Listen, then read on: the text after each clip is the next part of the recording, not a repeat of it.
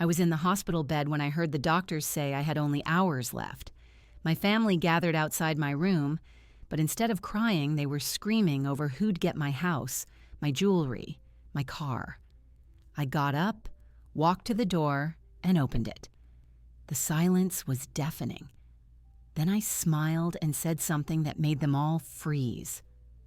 Subscribe to the channel. Leave your like and comment from which part of the world you are watching. Get comfortable and relax. Let's begin. The first thing I remember is the cold, a deep, marrow-deep chill that the thin hospital blanket and the chemical warmth in my veins could not touch. I was floating, my mind adrift in a gray, muffled sea. Sounds came from a great distance, the squeak of a nurse's shoes, the low hum of a machine. Then voices just outside my door, sharp and clear, cutting through the haze. A few hours at most. I'm very sorry. That was Dr. Phillips. His tone was practiced, solemn, a pronouncement, a beat of silence. Then, my daughter Vanessa's voice, clipped and efficient. We understand. Thank you, doctor. The door did not open. They did not come in to sit with me, to hold my hand. Their shoes shifted on the polished floor. I heard Marcus let out a long, shaky breath that wasn't sorrow. It was the sound of a man unclenching. "Okay," he said, his voice dropping to a hushed, urgent register. "Okay, we need to talk now." "Marcus, for God's sake," Vanessa hissed. "Not here." "Where then? This is it. We have to be practical." That word, practical. It was Vanessa's favorite weapon. My sister Brenda's voice, thin and wheedling, joined in. "He's right. There's the house. We can't let it just sit. The market is good right now." I lay perfectly still. The morphine allowed for that, a terrifying, silent paralysis of the body, while the mind began to sharpen with an awful, crystalline clarity. I was a ghost at my own wake, listening to the arrangements for the disposal of my life. "The realtor said we could list it by the end of the week," Marcus said. I could picture him, nodding, taking charge. "As is. A quick sale. Split the proceeds." "The proceeds are not just yours to split, Marcus," Vanessa countered, her managerial tone taking over. "There are taxes, debts. We need to liquidate everything properly. The car, the furniture. We'll need an estate sale." "I want the China service," Brenda interjected, "and Mother's vase, the blue one. She always liked it better than anything I had." "You can fight over the trinkets later," Marcus snapped. "The house is the real thing. My share will clear my credit line, finally." A cold more profound than any hospital chill settled in my chest. My son, my only son, discussing my home, the home I shared with his father for 35 years, the home where I raised him, as a line item to clear his debts. "What about Dad's watch?" Marcus asked, his voice dropping further. "The Rolex, that's mine. He would have wanted me to have it." "He did want you to have it," Vanessa said, a note of exasperation in her voice. "He told you that, but Mother let it sit in a drawer. It should be appraised. It could be worth more than you think." "It's not about the money. It's a family heirloom." "Then why are you so worried about its appraisal?" Vanessa's logic was a cold blade. Their whispers escalated, no longer caring about the volume. They were vultures, hunched and squabbling over a body they believed was already cold. I heard the greed, the resentment, the sheer unadulterated entitlement, Brenda's petty jealousy over a vase, Vanessa's cold calculus, turning my lifetime of careful saving into a spreadsheet of liquidation, Marcus's desperate, hungry focus on his inheritance as a financial lifeline. Each word was a pinprick, a small, precise puncture, and with each puncture, the fog in my mind burned away. The floating sensation ceased. I was suddenly terribly anchored to the bed, to the cold rails, to the IV line in my hand. A quiet, ferocious heat began to spread from my core, melting the internal ice. They were dividing my life, piece by piece. They were erasing me with their logistics, and they were doing it in a hospital hallway while they thought I slept a few feet away. A strange calm descended upon me. The pain in my body receded, replaced by a single, focused objective. I would not die here. Not like this. Not while they picked my bones clean. I opened my eyes. The room was dim, lit only by the faint glow of the machines and the strip of light under the door. I saw the grotesque shadows of their feet shifting in argument. I moved my hand. It felt heavy, alien. I curled my fingers around the bed rail. With a slow, deliberate effort, I pushed the blanket back. The air bit at my skin. I swung my legs over the side of the bed. The floor was shockingly cold against my bare feet. The fourth pole stood beside me like a silent sentinel. I gripped it for balance. My strength was a phantom thing, borrowed from a well of anger I did not know I possessed. I stood. The room tilted, then settled. I took a step, then another.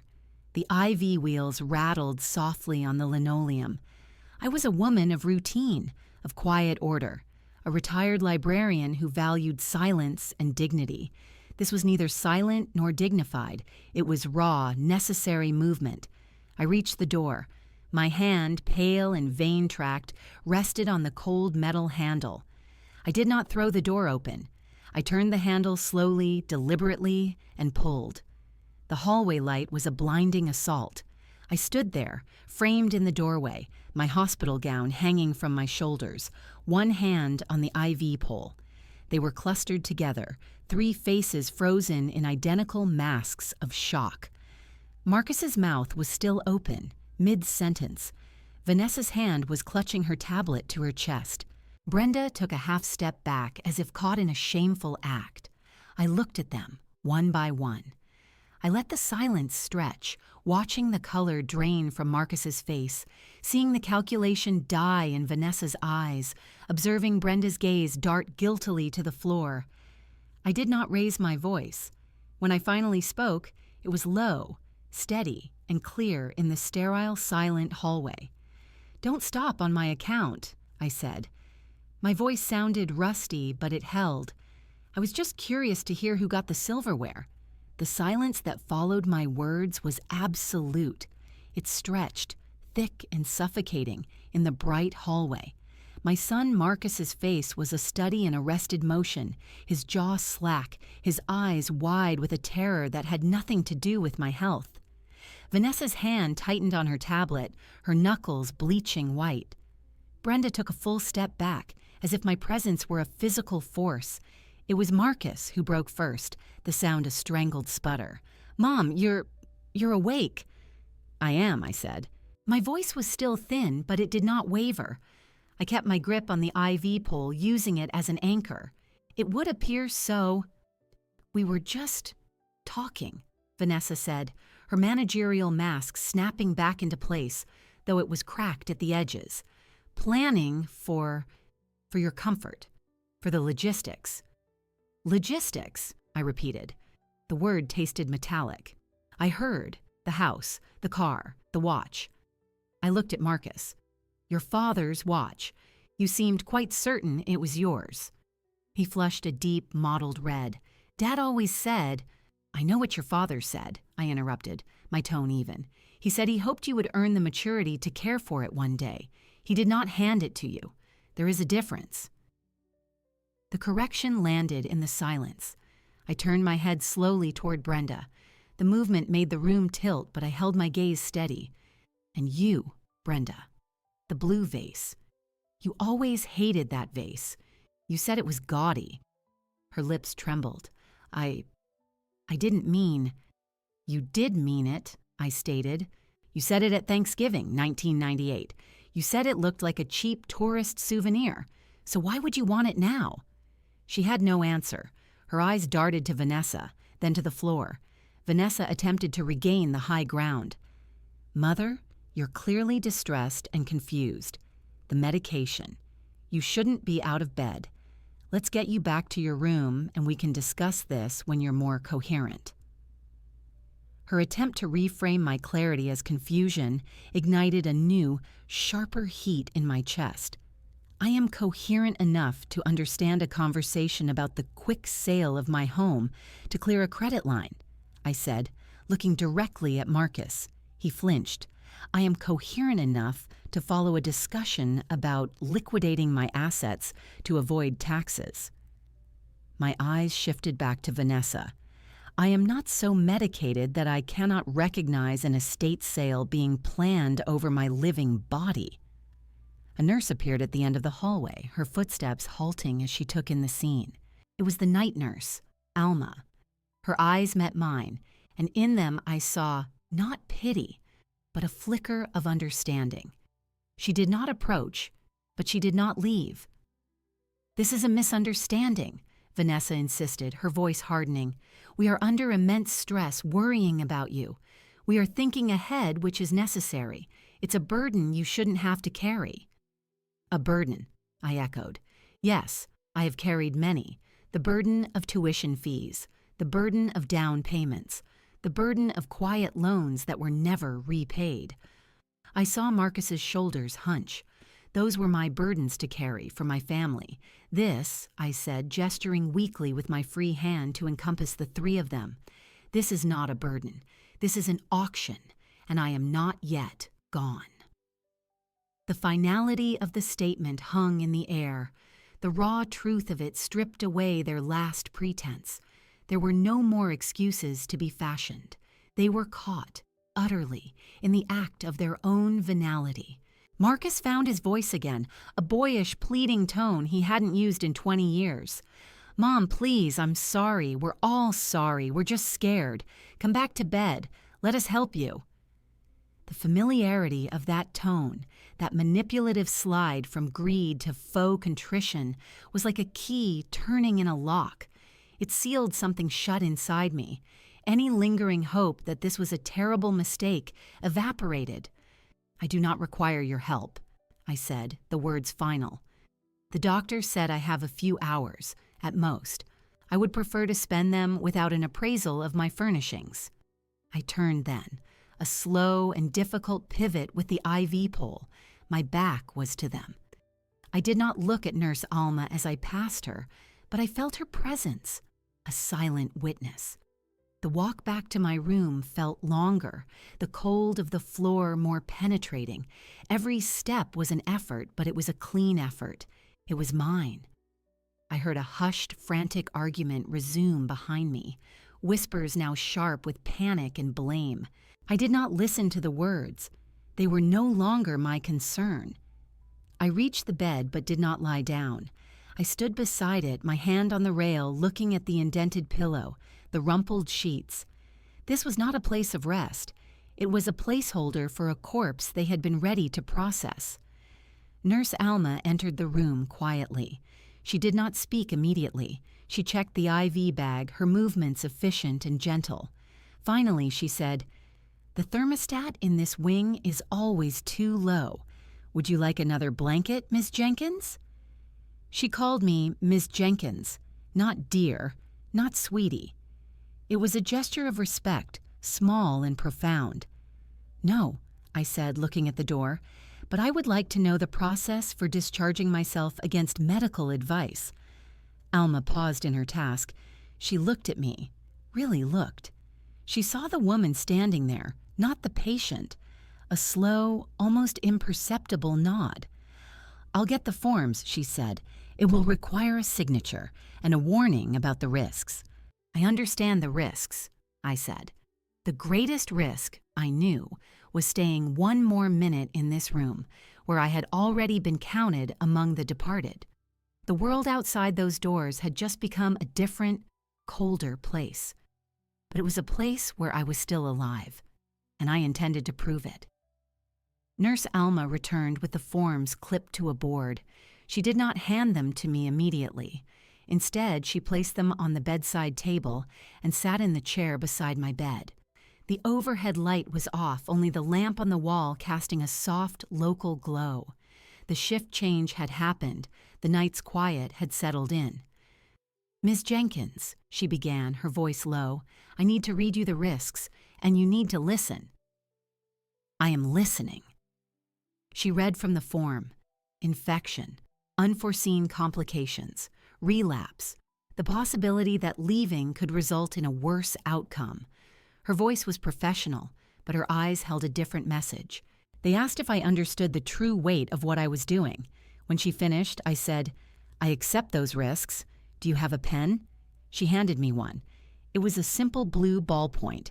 I signed my name on the indicated line, Eleanor R. Jenkins. The signature was steadier than I expected.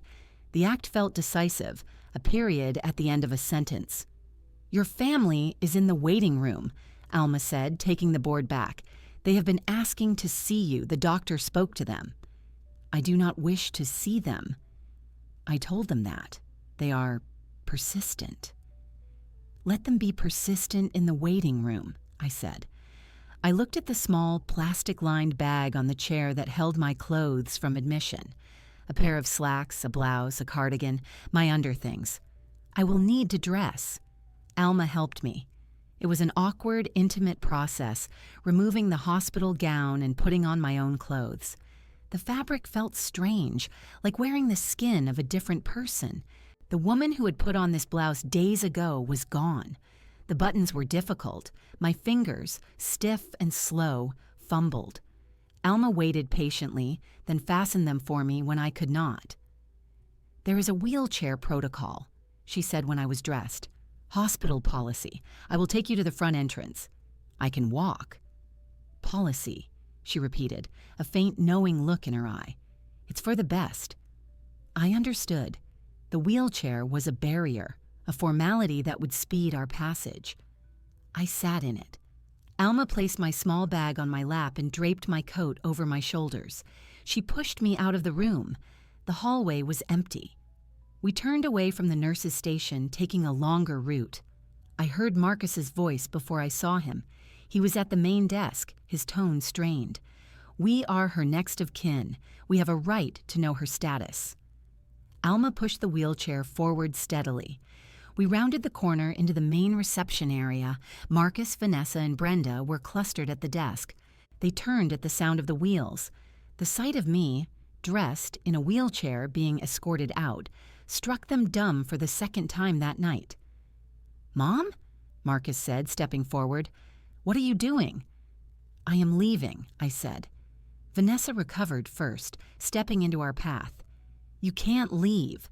That's against medical advice. It's irresponsible." "My advice to myself is the only counsel I am currently following," I said. "Please step aside." "Where will you go?" Brenda asked, her voice thin with confusion. "Home." "You can't go home alone." Marcus's voice rose in panic. "You're not well. You need care. We'll take you to my place. Sarah can look in on you." The offer was not kindness. It was containment. At his home, I would be a guest, a patient under observation. My assets would be within easier reach. "I am going to my home," I repeated, each word measured. "Alma, please proceed." Nurse Alma did not hesitate. She moved the wheelchair forward with a gentle insistence. Vanessa had to step back or be bumped. The physical act of our movement, Alma's uniformed authority behind me, created a force they did not know how to counter. "We'll follow you," Marcus called after us, a note of desperation in his voice. "We'll make sure you're settled." "That will not be necessary," I said without turning around. The automatic doors slid open with a hushed sigh. The night air hit me, cold and sharp, scented with rain and city. It was the most vital thing I had felt in days. Alma pushed me to the curb under the covered entrance. "Do you have a way home?" she asked quietly. "I will call a cab." She nodded, then reached into the pocket of her scrubs. She pulled out a business card and tucked it into the pocket of my cardigan. It was warm from her body. "That's my direct line at the station, not the main number, if you need anything. If you feel unwell, you call, day or night." I looked at her face.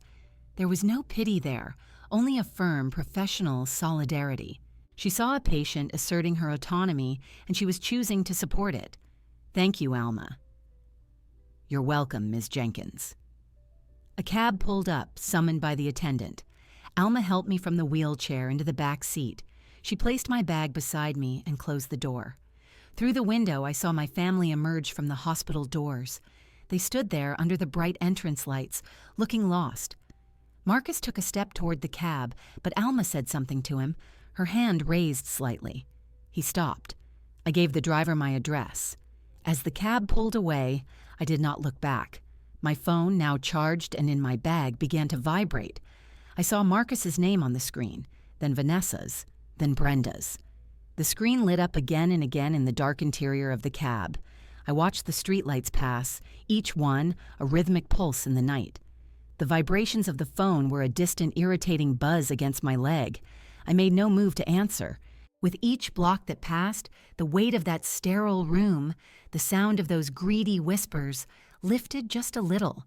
The cold anger remained, but it was a quiet engine now. It had a purpose. It would take me home. The cab turned onto my street. There was my house, a dark shape among other dark shapes. The driver stopped at the curb. I paid him and got out alone. Standing on my own walkway, looking at my own front door, the silence was immense. It was not the silence of absence, but of waiting. The house waited. My life, interrupted, waited inside. I took the key from my bag. The metal was cold. I walked to the door, unlocked it, and stepped across the threshold into the dark, familiar stillness. I closed the door behind me. The locks clicked into place. Outside, my phone continued to buzz, unanswered in the depths of my bag. The silence inside my house was not empty. It was a dense, waiting quiet, filled with the familiar shapes of my life. I stood just inside the door, my bag at my feet, and let the darkness settle around me. I did not turn on the lights. I knew every inch of this space in the dark. I could navigate it blind. My legs felt weak, a delayed reaction from the effort of the night. I leaned against the wall for a moment, listening. No buzzing phone, no voices, just the soft hum of the refrigerator from the kitchen, the steady tick of the grandfather clock in the living room. Normal sounds. My sounds. I pushed myself upright and walked into the living room. My fingers found the switch for the lamp beside my reading chair. A soft, warm pool of light spread across the worn, floral fabric of the armchair, the side table with its stack of books, the small, patterned rug. This was not a showroom. It was a life, accumulated slowly with care. I did not sit. I stood in the center of the room and turned a slow circle. My eyes were no longer the eyes of a resident, but of an assessor, a curator. There was the blue vase on the mantel, the one Brenda wanted. My mother had bought it on a trip to Savannah. It was not particularly valuable, but it was pretty. Brenda had coveted it for years, always with a backhanded compliment. Seeing it now, I felt nothing. It was an object. It held a memory of my mother, not of my sister. I walked to the bookshelves that lined one wall, my career, my sanctuary. I ran a finger along the spines, a librarian's gesture. These were not for sale. These were mine, but others might be. The complete set of Churchill's histories my husband had collected. First editions, but he bought them to read, not to invest. Marcus had never opened one. He would sell them in a heartbeat. I moved into the dining room, the china service in the cabinet. Brenda had mentioned that too. It was my wedding china. We used it twice a year, for Thanksgiving and Christmas. The rest of the time, it slept behind glass. It was a symbol of a formality that had died in our family long ago. I did not need it. In the kitchen, I opened a drawer and took out a legal pad and a pen. At the top of the first page, I wrote, "Keep." On the second page, "Sell." On the third, "Gift." This was not an inventory for probate. It was a blueprint for reclamation. I returned to the living room and began. I did not work from sentiment. I worked from a new, clear-eyed logic. Did this item bring me active pleasure or utility? If yes, it went on the keep list. My reading chair, my favorite tea mug, the small landscape painting we bought on our honeymoon, my books. Was it valuable but emotionally neutral? It went on the sell list, the Churchill histories. The silver tea set from my mother-in-law, which had always felt too ornate for me, the spare bedroom furniture. Was it something that would give someone else genuine joy? Someone who had shown me kindness? That was for the gift list. That list was very short. I wrote blue vase on it, then paused. I crossed it out. No, that was reacting to Brenda, not acting for myself. I left the line blank. My husband's watch was in our bedroom. I climbed the stairs slowly, holding the banister. The effort made my heart pound, but the rhythm was steadying. Our room was as I had left it. The bed was made. His side of the closet was still full. I had not been able to part with his clothes. That was a sentimental task for a different time. Now I needed the practical. I went to his dresser and opened the top drawer. There, in a felt-lined box, was the Rolex. He had saved for 3 years to buy it. He wore it every day until his hands became too swollen. Then it went in the drawer. He told Marcus it would be his one day, when he settled down. Marcus never settled down. He only accumulated debt. I held the watch. It was heavy. A fine piece of engineering. It meant nothing to Marcus beyond its resale value. He would pawn it before the month was out. I placed it on the bed. It did not go on the sell list. I was not sure where it belonged yet. The house tour continued. My car was in the garage, a reliable sedan, 5 years old, low mileage. Sell list. I did not need it. I could use a car service. The proceeds could be redirected. In my small study, I opened the filing cabinet, the deed to the house, the title to the car, the insurance policies, the paperwork of a life, neat and orderly. I pulled out the file labeled Henderson Robert Attorney. Inside was his card. I placed it on top of the legal pad. By dawn, I had filled several pages. The sun came through the east window of the living room, falling across the lists on the coffee table. I made a pot of tea. I sat in my chair, the morning light warming my knees, and reviewed my work. The keep list was modest. It represented comfort, memory, personal peace. The sell list was longer. It represented unburdening conversion of dormant value into active power. The gift list contained 2 items so far: a donation of my professional librarian texts to the local community college, and a specific piece of jewelry I would leave to Alma, the nurse, a small pearl pendant. My husband had given it to me when I got my master's degree. It signified achievement, recognition. Alma had recognized me as a person when others saw only a patient. I looked around the sunlit room. This was not a museum of an ended life. It was the headquarters for a new one. The objects were not treasures to be fought over. They were assets. They were tools. And for the first time since I heard that doctor's prognosis, I felt a sense of direction. The path was not emotional. It was logistical. I picked up Robert Henderson's business card. The next move was clear. I called Robert Henderson's office from my landline at 9 o'clock sharp. His assistant, Marie, recognized my voice immediately. "Eleanor, we heard you were ill." I was. I am better now. "I need to see Robert today, if possible." There was a brief pause, the sound of pages turning. "He has a cancellation at 11. Can you make that?" "I will be there," I said. I dressed with care. A simple navy dress, pearls, low heels, armor for the outside world. I called for a car. The sedan arrived promptly, and I gave the driver the address of Henderson and Associates in the downtown business district. The office was in a well-maintained older building. Polished brass, marble floors, quiet efficiency. Marie greeted me with a warm, concerned smile. "It's good to see you, Eleanor. He's ready for you." Robert Henderson stood up from behind a large oak desk as I entered. He was a tall man in his late 60s, with a neatly trimmed gray beard and sharp, intelligent eyes behind wire-rimmed glasses. He had handled our wills, the house purchase, my husband's estate. He was not just my lawyer. He was a friend of 30 years. "Eleanor," he said, coming around the desk to take my hand. His grip was firm.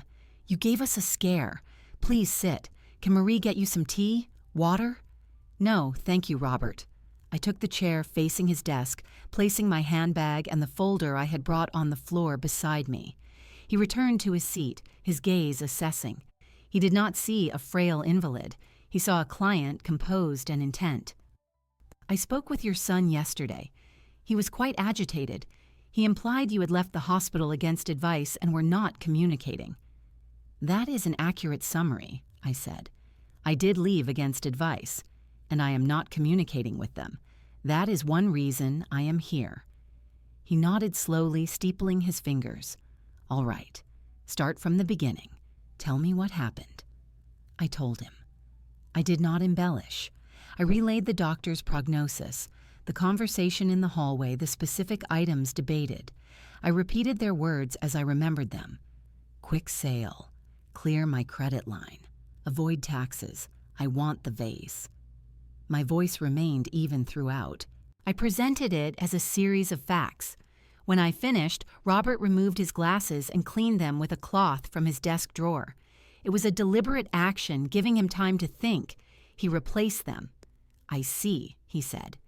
His tone was neutral, professional, but a hardness had entered his eyes. "And what is it you wish to do, Eleanor?" "I wish to take control," I said. "Complete, legal, unassailable control. I want a new will. I want to explore options for protecting my assets now, not after I am gone. Trusts, changes of title, whatever is most effective." You understand that disinheriting your children and sister, while legally straightforward, will likely lead to a challenge, a contest of the will. It can be messy, even if you prevail. "I do not intend to disinherit them in a traditional sense," I said. I opened my folder and withdrew the sell and gift lists. I slid them across the desk. "I intend to disinherit them of the opportunity. The house, the car, the items of value, I will convert them into other forms while I am alive. What remains for them to fight over will be of little consequence." Robert studied the lists. A faint smile touched his lips. It was not a smile of amusement, but of approval. "A strategic liquidation and redistribution. You've given this thought." "I have." "And your health?" "The doctor's prognosis is a motivation, not a limitation. I feel stronger every day. But I am operating with a newfound awareness of mortality. I want my affairs in order, my order." He leaned back in his chair. "All right, let's talk mechanics. The house. You could place it in an irrevocable trust, naming a charity as the beneficiary upon your death. It removes the asset from your taxable estate and prevents any claim by heirs. You would retain the right to live there for your lifetime. They could not touch it." "That is acceptable," I said. "The car, the physical items on your sell list, you can dispose of those as you see fit. The proceeds are yours. You can gift them, spend them, donate them. Once gifted or donated during your life, those actions are very difficult to reverse." "Good. The will." He pulled a fresh legal pad toward him. "We will revoke the old one and draft a new document. It should be explicit. We can leave them nominal sums, $1 each, for example, to demonstrate the omission was intentional and not an oversight. It strengthens the document against challenge." $1 is sufficient," I said. "You'll need to be of sound mind and under no duress when you sign. Given the hospital incident, I will record our conversation today and have a second witness, a doctor I trust, present at the signing to provide an affidavit of competency. It's a precaution. I expect nothing less." We worked for over an hour. He took notes, outlining steps. He explained the trust documents, the timeline for transferring the deed. He advised on the most efficient way to sell the car and the books. It was clinical and thorough. "There is one more thing," I said, as we neared the end. I reached into my handbag and took out the felt box. I opened it and placed the Rolex on his desk. My husband's watch. It was a point of particular contention. Robert looked at it, then at me. "And your intention for it?" "I do not want Marcus to have it, but selling it feels crude. I am open to suggestion." He picked up the watch, examined it, and placed it back in the box. "It's a fine piece. You could donate it to a museum or to a charity auction for a cause your husband supported. That would give it a purpose, a legacy, and it would be irrevocably gone from the family. I considered this. My husband had volunteered for a veterans organization for years. A charity auction for the Veterans Alliance, I said. Can you arrange that? No, I can, Robert said. He closed the box. I'll handle it discreetly. I stood up. The meeting was concluded. Robert came around the desk again. Eleanor, for what it's worth, I'm sorry it came to this, but I am glad to see you taking the reins. Thank you, Robert, for listening and for not questioning my resolve. Your resolve, he said, holding the door open for me, was never in question. Only your tolerance. It seems you have reached its limit. I'll have the drafts for your review by the end of the week. I left his office, the folder under my arm. The bright sunlight of the street felt different now. It was not just morning light. It was the light of a new day, the first day of a carefully plotted campaign. The wheels were in motion. The next step was to summon the troops to the battlefield, my home. I prepared the meal myself. It was a deliberate choice. Roast chicken with herbs, glazed carrots, garlic mashed potatoes. Simple, comforting food, the kind I had made for them countless times over the years. I set the dining table with the everyday dishes, not the china. The good silverware, though. I wanted the familiar clink of it against the plates to underscore the unfamiliar silence I knew was coming. At 6:30, the doorbell rang. I checked my reflection in the hall mirror. Composed, calm. I opened the door. They stood on the porch like awkward strangers. Marcus, Vanessa, Brenda. They carried the strained energy of people who had been arguing in the car all the way over. Mom, Marcus said, stepping forward to give me a stiff hug. He smelled of nervous sweat. You look better. I feel better, I said, stepping aside to let them in. Please come in. They filed past, their eyes scanning the living room, the hallway, as if taking inventory. Nothing had changed, yet everything had. The air in my home was now charged with unspoken facts. We settled in the living room, Vanessa perched on the edge of the sofa. The house looks good. It is the same, I said. We've been worried sick, Brenda blurted out, her hands twisting in her lap.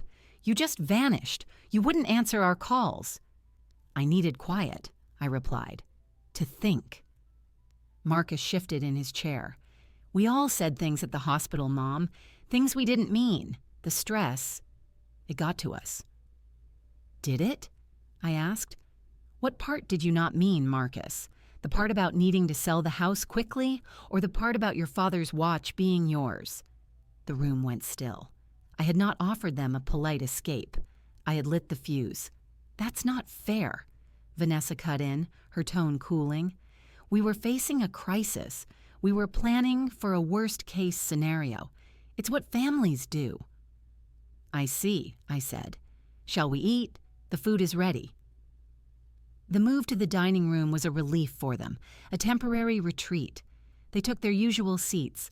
I brought the platters to the table and sat at the head in my husband's old chair. I served myself first, then passed the dishes. The ritual was normal. The silence was not. For several minutes, there was only the sound of cutlery.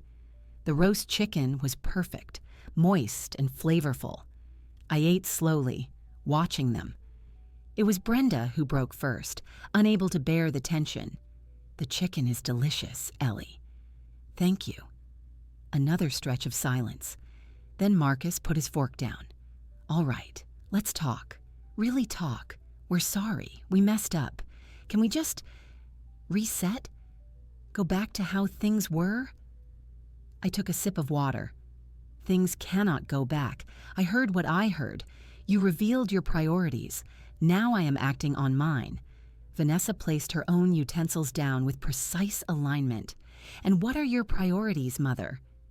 My priority is to ensure my wishes are carried out, without debate, without auctioneering. I looked at each of them. I have retained Robert Henderson. We have begun the process of revising my estate plans. Marcus's face flushed. Revising? What does that mean? It means the assumptions you made in the hospital are null, I said, my voice level. The house is being placed into an irrevocable trust. Upon my death, it will not pass to any of you. It will become the property of a non-profit that maintains community gardens. Brenda gasped. The house? Our family home? It is my home, I corrected.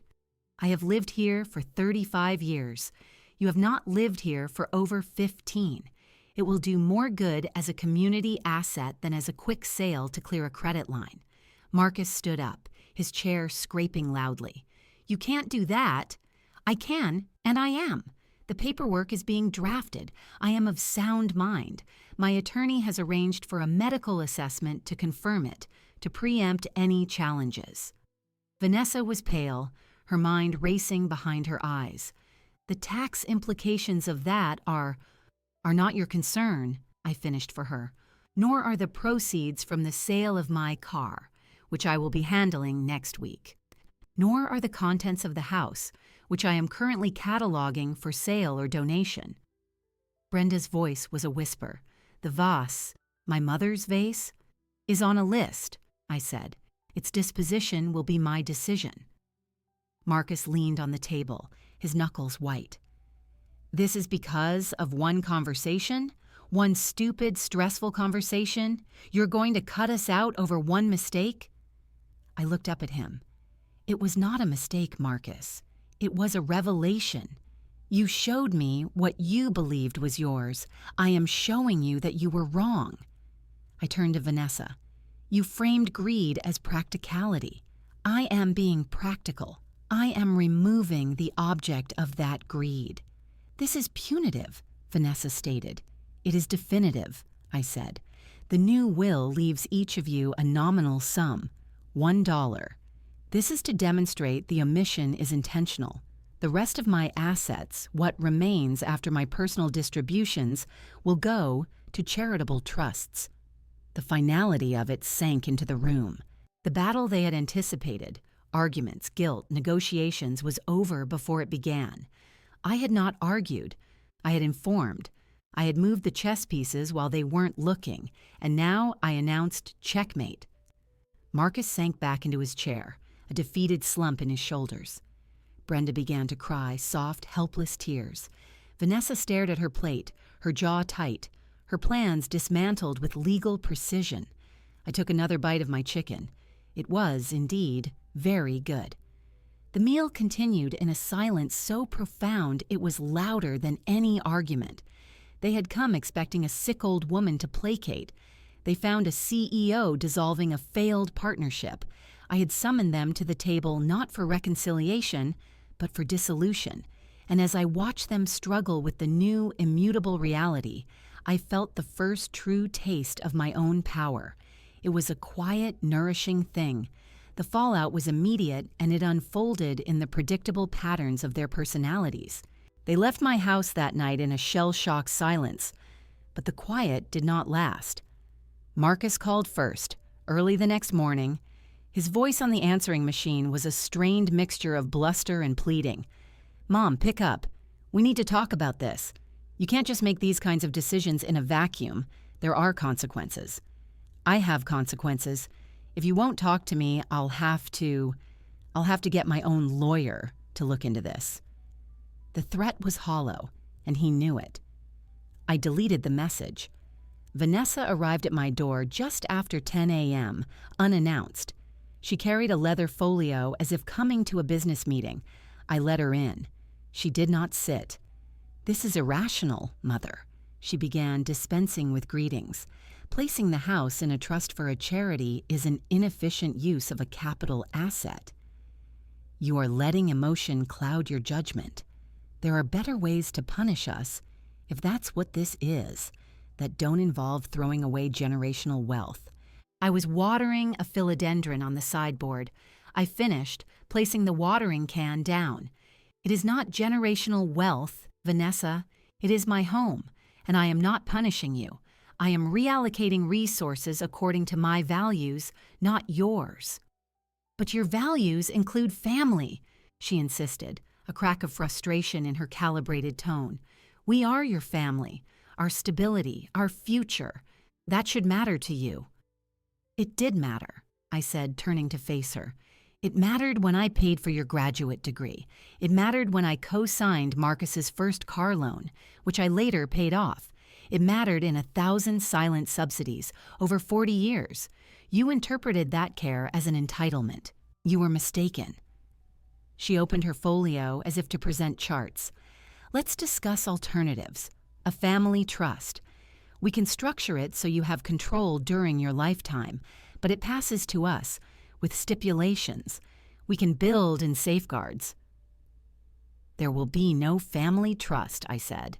The papers are with Robert Henderson. My decision is final.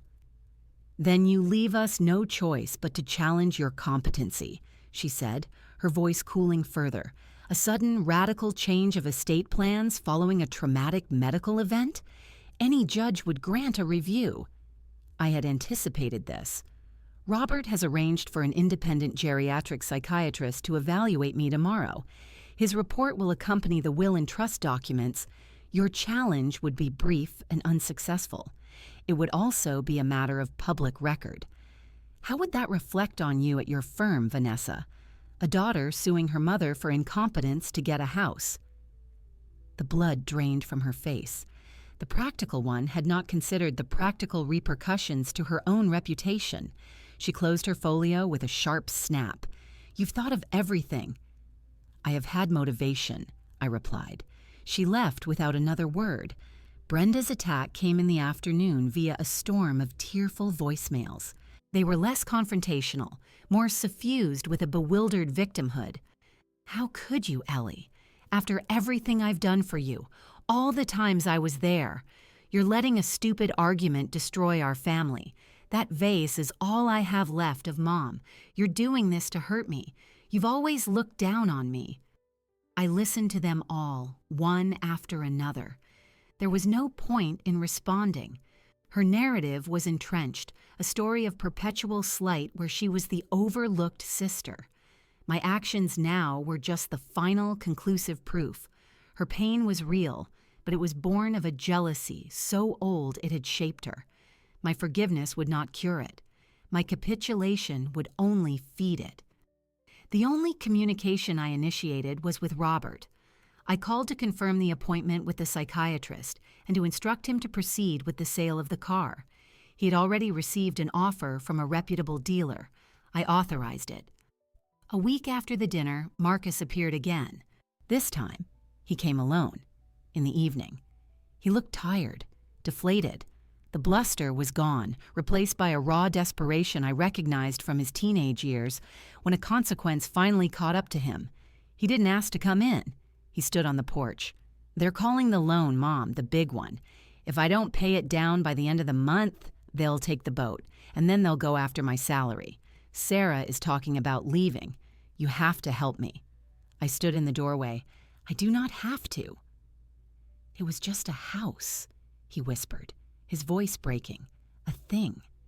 You're choosing a thing over your son's life. No, I said quietly. You chose a thing over your mother's dignity. You saw my life as a thing to be liquidated for your convenience. I am now making different choices with my things. You're going to watch me fall apart? He asked, a flash of anger returning. I'm going to allow you to face the outcomes of your own choices, I said, as I am facing mine. Good night, Marcus. I closed the door. I heard him stand there for a long time before his car started and drove away. I made a pot of tea and sat in my chair. The house was quiet. The calls and visits had been like the final, frantic spasms of a creature realizing the trap has closed.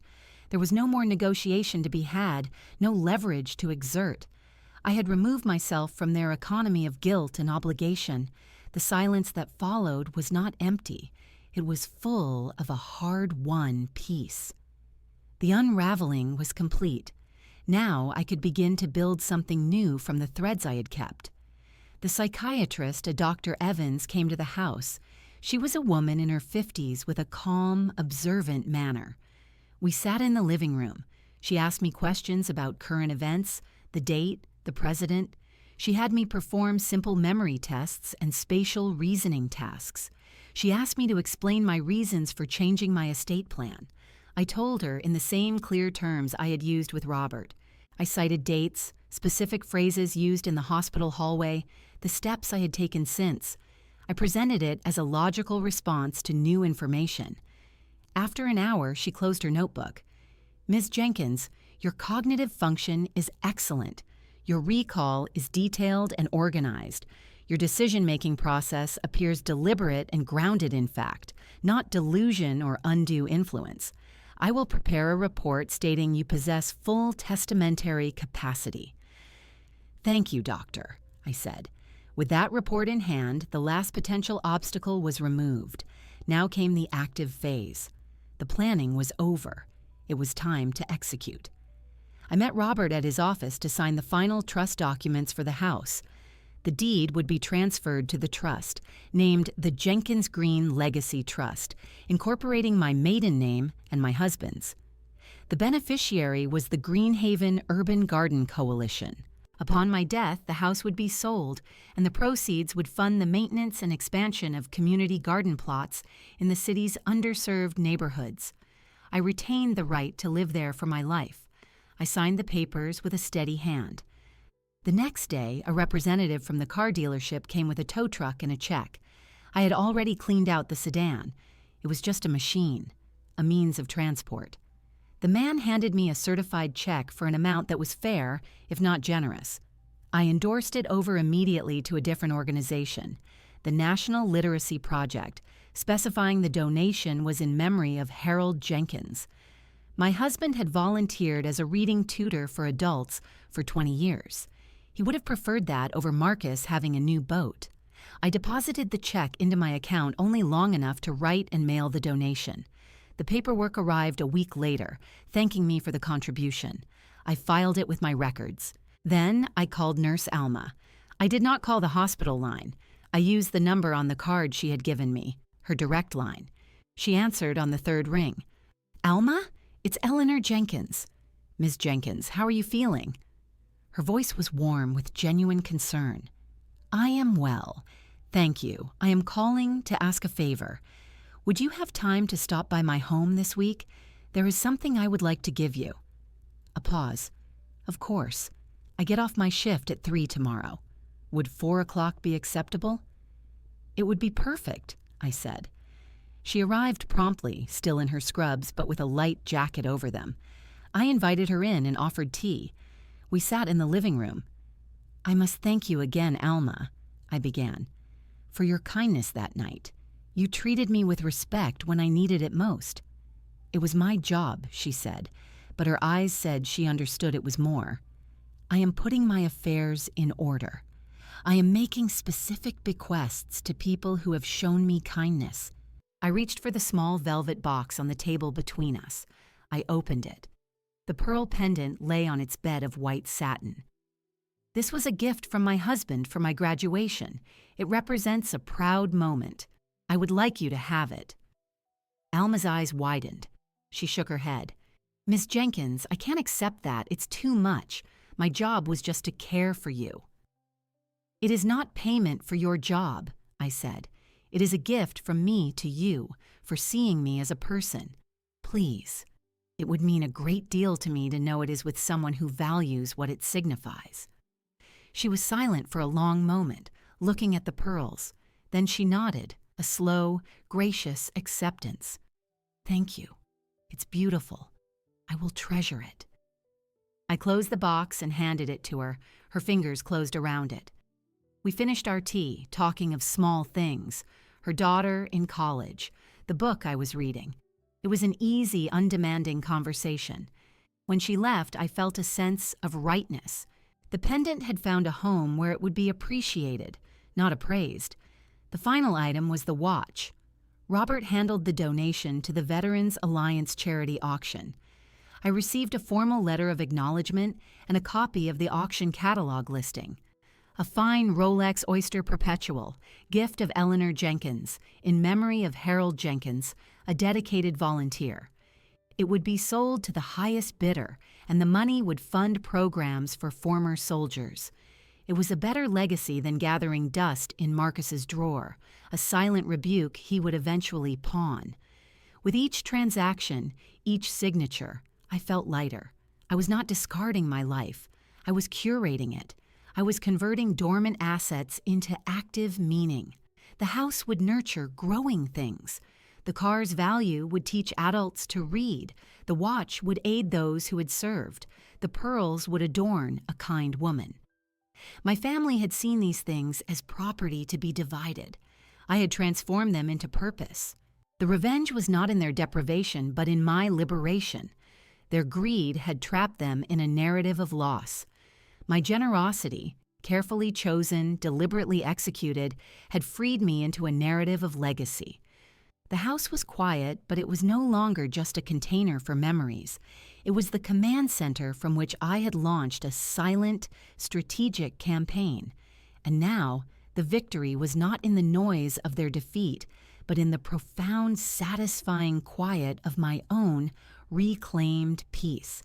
The house settled into its new reality. The legal machinery was in motion. The assets were redistributing. The silence was now a choice, not an imposition. I expected the isolation to be complete. Then, one Thursday afternoon, Brenda came back. She did not call. She simply appeared, her car pulling into the driveway just as the late autumn sun was beginning to cast long shadows. I watched from the living room window as she sat in the driver's seat for a full minute, as if gathering courage. She got out carrying a small bakery box. I opened the door before she could ring the bell. She looked older, her face drawn. "Ellie," she said, holding out the box, "I brought some of those lemon squares you like from the place on Maple." "Thank you," I said, accepting it. "Would you like to come in?" "Actually," she said, her eyes darting to the porch swing, "could we sit out here? It's such a nice afternoon."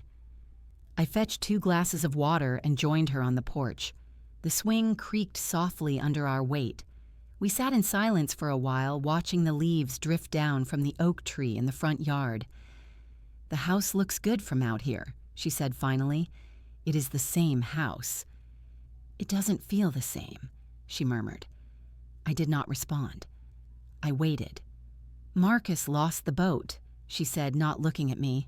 "The bank repossessed it. Sarah took the kids and went to her mother's for a while. He's a mess." I took a sip of water. The news was not a surprise. It was a logical consequence. "Vanessa is furious. She says you've ruined everything. She's talking about moving for a job overseas, to get away from the embarrassment." Brenda's voice held a trace of her old bitterness. "She always runs when she doesn't get her way." "And you?" I asked. "Why are you here, Brenda?" She took a deep, shaky breath. "I don't know. To see you, I guess. To see if you're really okay." She paused. "And to say, I'm sorry for what I said about the vase, about everything in the hospital." It was the first direct, unqualified apology any of them had offered. It did not sound rehearsed. It sounded ashamed. "You wanted the vase because you thought I valued it more than I valued you," I stated. It was not a question. She flinched. "Maybe, partly. It was always Ellie's this and Ellie's that. You had the steady husband, the nice house, the good job. You made it look easy. It made me feel small. And when I thought you were gone, I thought finally I could have something of yours, something you cared about. It was stupid. It was mean." I listened. I did not contradict her.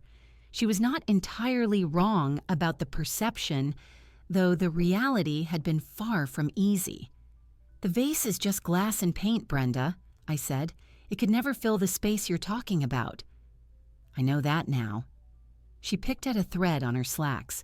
"When you walked out of that room, when you looked at us, I saw how you saw us. It was like looking in a mirror I'd avoided for 50 years. I didn't like what I saw." The confession hung between us, fragile and raw. This was not a ploy. It was a moment of bleak self-recognition. "What will you do now?" I asked. She shrugged. Go home. Try to figure out who I am when I'm not jealous of my sister. It's a little late to start, but... She trailed off. It is only too late if you decide it is, I said. It was the closest I would come to offering comfort. She looked at me then, really looked. You're not going to change your mind, are you? About any of it? No, I said. The decisions are made. They are legal and they are final. This is not a negotiation. She nodded, accepting the finality. I didn't think so. I wanted you to know that I see it. I see what we did. It doesn't fix it, but I see it. It changes nothing legally, I clarified. I know, it's not about that. We sat a while longer in the fading light. The conversation had drained us both. There was no embrace, no tearful reconciliation. The canyon between us was too wide and too old to be bridged in one afternoon on a porch swing, but a single, narrow plank had been laid across it. Acknowledgement. It was more than I had expected, and it was enough. Finally, she stood up. I should go. Thank you for the lemon squares. You're welcome. She took a step toward the stairs, then turned. Ellie, are you happy with all this? I considered the question. Happy was not the right word. It was too broad, too simplistic. I am at peace, I said, and I am free. That is sufficient. A faint, sad smile touched her lips. Okay. She walked to her car and drove away. I stayed on the porch until the twilight deepened. I thought about jealousy, that slow, cold poison. It had warped my sister's life and blinded my children. My response had not been to combat it with more emotion, but with action so concrete it left no room for distortion. The house was a trust. The watch was sold. The car was a donation. These were facts. They were my answer. Brenda's visit changed nothing about my plans, but it shifted something inside the quiet of my reclaimed life. It was the sound of a single solitary thread being snipped clean rather than left to unravel. It was not forgiveness, not yet, but it was the end of the war on one small front, and for now, in the gathering dusk, that felt like a kind of victory too. The Tuesday after Brenda's visit, I put on a pair of old denim trousers and a sturdy shirt. I drove a car service to the other side of the city, to a neighborhood of modest row houses. On a vacant lot between two streets, a transformation was taking place. This was the Greenhaven Urban Garden, the primary project of the coalition that would one day receive my house. I had called the coordinator, a woman named Louise, and asked if they needed volunteers. She sounded surprised, but welcomed me. Now I stood at the edge of the plots, smelling damp soil and compost. Louise approached. She was younger than I expected, with energetic eyes and dirt under her nails. Eleanor? Welcome. We're just turning some soil today and planting winter greens. Nothing too glamorous. That is perfect, I said. She handed me a trowel and showed me to a raised bed that needed preparation. The work was simple, physical. The sun was warm on my back. The soil was cool and crumbly in my hands. I worked slowly, methodically, breaking up clumps and removing stones. My body, which had felt like a failing machine in the hospital, now felt capable and useful. Other volunteers arrived and departed throughout the morning. A retired man named Henry who lived nearby. A university student named Chloe studying environmental science. They nodded hello, exchanged brief words about the weather or the soil pH, and worked alongside me. There were no complicated histories here, no expectations, just a shared task. At a break, Louise brought over a jug of water. You have a steady hand, she observed. A lot of new volunteers work too fast, tire themselves out. I have learned the value of a measured pace, I said. She smiled. It shows. So, what brought you to us, Eleanor? You're not from this neighborhood. I considered my answer. I believe in the work, in creating something that lasts and nourishes. I recently made provisions for this garden in my estate. I wanted to see the soil my money will help tend. Her expression shifted from polite interest to deep respect. You're the one. The Jenkins Green Trust. Luis told me when you called. Thank you. That's an incredible gift. It is a practical one, I said. This land grows food. It brings people together. It is a better use than sitting empty. She looked at me for a long moment, seeing more than just a volunteer. Well, we're glad to have you, both your future support and your hands today. I returned to my bed. The simplicity of the work, the tangible result of cleared earth ready for seed, was profoundly satisfying. This was the opposite of the hospital's sterile inaction. This was life, actively cultivated. I began to come every Tuesday and Thursday. It became part of my routine. Henry taught me about companion planting. Chloe explained the composting system. We spoke of small, immediate things: the threat of frost, the success of the kale, the need for more mulch. The conversations were light, rooted in the present. One Thursday, Alma met me there after her shift. She wore the pearl pendant over her sweater. We walked between the plots, and I showed her what we were growing. "It's wonderful," she said, her face bright. "This is a good place." "It is," I agreed. "And you? You look well, strong." "I am both," I said, and I meant it. My family did not contact me again. I heard through a mutual acquaintance that Vanessa had taken a position in Singapore. Marcus had moved into a small apartment. Brenda had joined a book club. Their lives continued, separately from mine. The silence between us was now mutual, a border respected by both sides. One afternoon, as I was harvesting the last of the Swiss chard, Louise came over with an envelope. "The annual donor report," she said. "I thought you might like to see it. It shows the plots we've expanded, the families we supply." I wiped my hands on my trousers and took it. Inside were photographs and simple charts: children holding baskets of vegetables, new wooden beds built in a schoolyard, numbers representing pounds of food distributed. It was concrete. It was real. I looked up from the report across the garden. Henry was laughing at something Chloe said. A few neighborhood children were carefully watering their assigned plot. The late afternoon sun gilded the edges of the buildings. In that moment, I felt it, a quiet, unshakable contentment. This was my revenge, fully realized. Not a dramatic confrontation, but a peaceful existence built on the ashes of their expectations. They had tried to bury me while I was still breathing. I had used the shovels they provided to dig myself a different plot, a garden. I had taken what they wanted and transformed it into something they could never understand, a life of chosen purpose. I placed the report back in the envelope. "Thank you, Luis. It is good work." I picked up my harvest basket and my trowel. My back ached pleasantly from the labor. The sun was warm. The path ahead was clear.